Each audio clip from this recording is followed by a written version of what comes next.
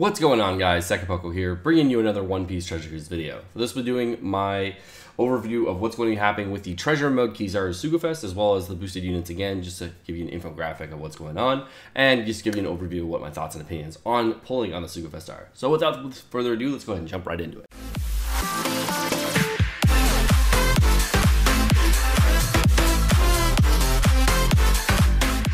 And the first thing we're going to go over is, of course, the boosted units. We've already gone them over in a previous video, so if you want to check that out, I've already gone over them. But this is an infographic brought to us by Anton Labs. Anton Labs has been doing a lot of the infographics for the Treasure Mode units, and this is actually a really good one, so I just want to bring it to your attention so you can see it.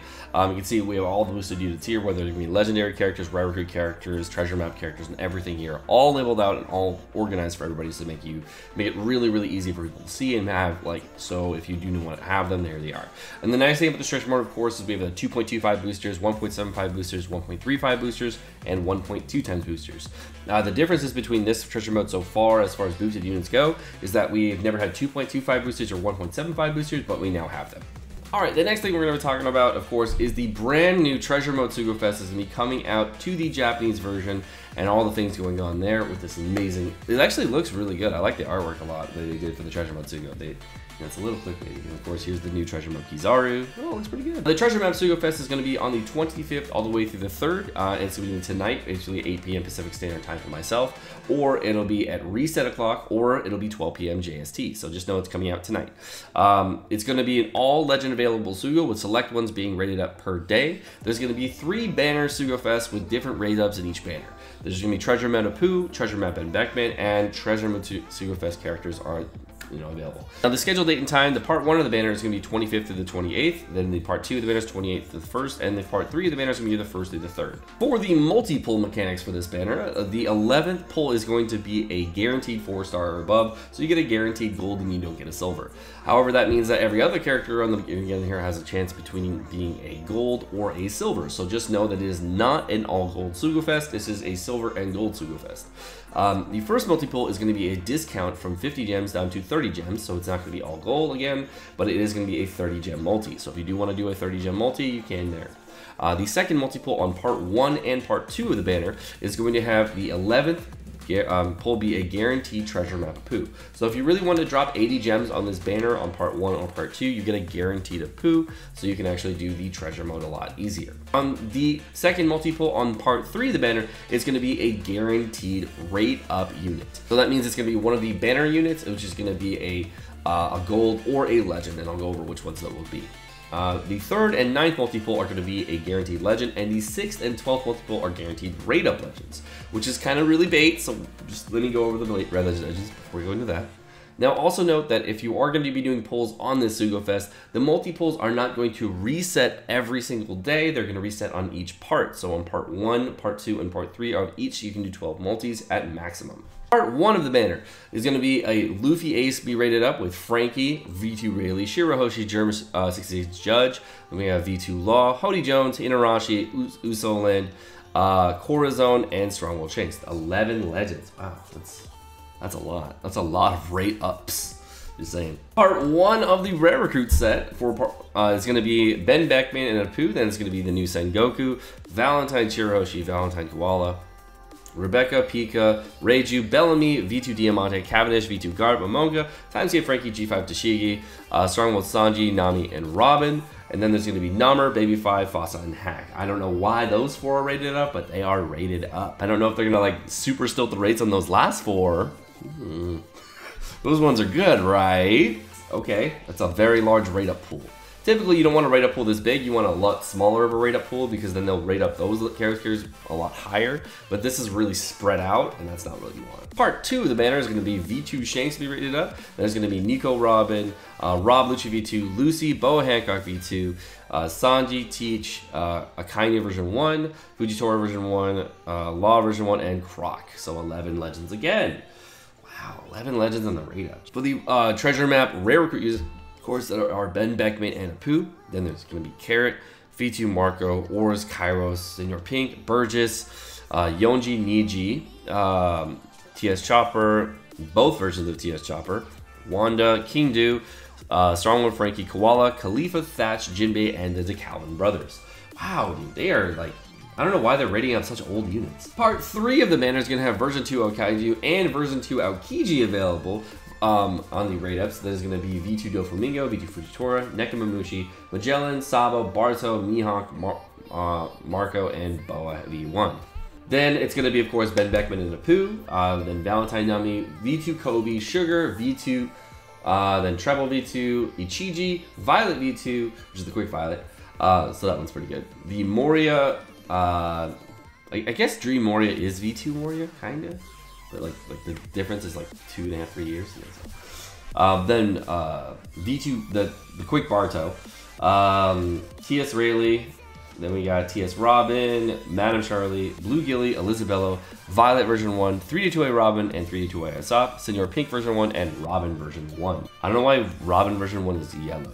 Is that the Psy Robin? Or is that the Ink Robin? It could have been a mix-up, who knows? So as far as the Sugofest goes, I'm not really impressed, but if you are a whale, this is like a good Sugofest for you, because if you are going to be doing 6 or 12 multis on any banner, there's a guaranteed rate up legend, but the rate up pool is like 11 units, so that's not really a good chance there. I mean, like on the 6 multi, if you needed 1 out of the 11 legends, that's like a 9% chance for you to pull that legend, so that's like not that good to spending, you know, 6 multis on that.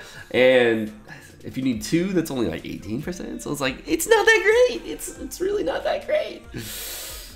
I'd say, yeah, if you're thinking about whaling on the Sugofest, the rate pool was really, really large, and that Choose Your Own Sugofest we had was much better than this Treasure Mode Sugofest. As far as pulling, unless you want to rank really, really high in this Treasure Mode, I don't really see pulling being a good idea for most players, but hold the phone on that, and we're gonna figure out if it is a good idea or not in a bit. All right, now the reason I am not sure on if it's gonna be a good idea to pull or not is if you're in the New World League, might be a good idea to pull. Might be a good idea. But if you're in the Silver League or the Bronze League, or you're the Grand Line or East Blue League, probably not. Don't pull. But if you're in the New World League, it might be a good idea to pull. And here's why. The treasure map Cavendish will be available on the treasure mode. So if you messing out on him, you're able to farm him again here. Now, if you don't participate in this treasure map, you're going to be ending with 0 points. You're going to be demoted to East Blue for the next treasure map. Treasure map rewards will now include free pulls depending on your rank. I'm going to say it again. Treasure map will now reward free pulls depending on your rank. There will be 3 ranks bracket at the end, and the end required are currently unknown. Free legend pulls in treasure mode. So I don't know how many you're gonna have to do. I don't know how many runs you're gonna have to do. I don't know what your placement is. We don't know those brackets yet. We will probably know those when they come out, and that is gonna be super, super hype when it does drop. So we don't know anything about what your placements have to be. We don't know any of that information yet because it has not been released. It will probably be released tonight or tomorrow night once the treasure map details are released. So just know it is impossible for us to know that information yet. So when we find out, we'll put it out. The lower ranks are getting to pull the 3-star character, a 4-star character, or a 5-star character from your rewards. Middle ranks is only a 4-star or 5-star character, and the top ranks is going to be, you can only pull legends. That is why it matters what league you are in. The available units are going to be available on whatever units are going to be rated up apparently through the Sugofest. I don't know what's up with that. I think they mix it between 33 legends out of the 40 something. So I think they're just taking out some of the legends. You can only claim the rewards until the 18th of May. So as long as you're getting your rewards before the 18th of May, then you can get the rewards. And the reward pools will be delivered by mail. So it's just like in the not adventure mode, the Blitz battles, whenever we get our rewards, they're going to become via mail. So you're going to get them and pull through your mail. That part's really exciting. I like this change a lot to treasure mode because if you are able to rank really high in treasure mode, then you do get a lot more rewards this way. I'm hoping they don't take out some of the crystals or potions this way. I just hope they just add these in as another reward so that you're able to get legend pull rewards every single month. That would be really cool. Overall, this is a really welcome change to treasure mode. This is actually a really, really cool change. I don't know why they decided to do this, but this is actually what one of the things we've been wanting. There are like 3 things in treasure mode that we really wanted. The first thing was being able to use the boosted units that we had in the previous treasure mode in the next treasure mode. And on the global version of One Piece Treasure Cruise, you can actually do that. Like you're actually going to have them all the way from the first treasure mode to the second treasure mode, and then all the way through treasure mode Whitebeard. And then all of those units are going to be now boosted in the third treasure mode for treasure mode Cavendish, which is really cool. That's actually really exciting. So just know that is actually a very, very nice change they made to the global version. I don't know if they're actually going to make that change to the Japanese version anytime in the future, but it's really weird that it's only on the global version. It's not on the Japanese version yet. But when they do, the thing is with when stuff like that happens, when they come out with some things on the global version of One Piece Treasure Cruise, they'll actually come out with a different version of what they came out on the global version with of One Piece Treasures, and then they come out with a better version on the Japanese version, which is really interesting. I really like that change. One of the examples would be the permanent raids. So like on the permanent raids for the global version, there was just a permanent raid set between like I think Virgo, Doflamingo, and Mihawk, and then the Chopper was in there too. And then on the Japanese version, there's like 10 or something like that. And then you also get skill books out of those. So that's just one example of how when things come out first in the global version and they come back out in the Japanese version afterward, they can come out a lot stronger. So it does happen consistently like that. So I'm not sure how they're going to roll out something similar to this, or if they're going to even roll out the legend pulls to the global version. We'll have to see. But this is really an interesting change and kind of a nice dynamic shift here. So what I've also been hearing a lot in the community is that a lot of people don't like how the entire game is kind of centric around this treasure mode. And a lot of people do like it because they want to learn about their characters, they want to try new things, they want to try new content, build out the characters even more, and they like that.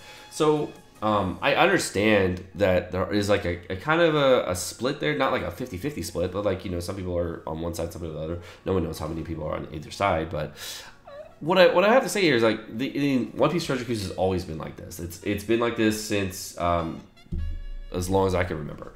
I had to wait for months for like Zephyr Raid to come out. Like I had to wait for months for certain Coliseums to come out so I could clear content. And when the treasure mode leaves, you can't farm that unit. It's the same thing here where like you had to wait for months for it to come out a brand new unit.